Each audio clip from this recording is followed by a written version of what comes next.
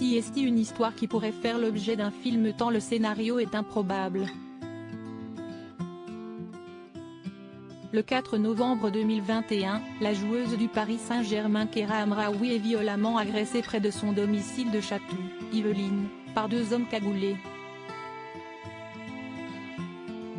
Les enquêteurs de la brigade de répression du banditisme de la police judiciaire de Versailles s'intéressent dans un premier temps à sa coéquipière en club, Aminata Diallo. Finalement relâchée, les policiers la mettent sur écoute et plusieurs mois plus tard, la jeune femme de 27 ans se trouve de nouveau dans le viseur de la justice.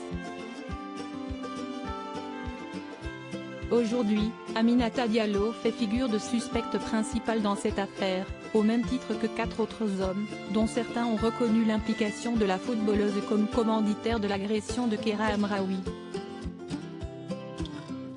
Cette dernière s'est depuis exprimée dans les médias, racontant son désarroi face à une situation terrible pour elle, mais jusqu'ici sa coéquipière se murait dans son silence. CST désormais du passé puisqu'Aminata a décidé de parler dans les médias, que ce soit pour RMC Sport ou bien le youtubeur Sabri Parisien ou rien, elle a décidé de donner sa version des faits. La seule piste qui a été explorée, CST la mienne.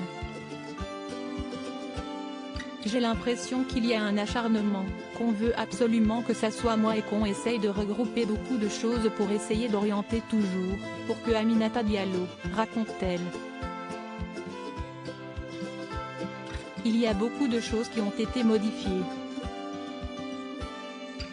On a enlevé des mots, rajouté des mots pour l'heure, rien ne relie matériellement Aminata Diallo aux auteurs des faits, qui ont reconnu avoir agressé Keira Amraoui. Comme judiciairement, on n'arrive pas à me rendre coupable, on a voulu le faire médiatiquement, en essayant de me diaboliser. Il y a beaucoup de choses qui ont été modifiées. On a enlevé des mots, rajouté des mots, assure-t-elle, avant d'insister, je n'aille pas commanditer cette agression. Aminata Diallo a donc décidé de sortir de son silence pour raconter sa version des faits et elle tente aujourd'hui de convaincre l'opinion publique qu'elle n'a rien à voir dans cette affaire. Aminata Diallo reste présumée innocente des faits qui lui sont reprochés jusqu'au jugement définitif.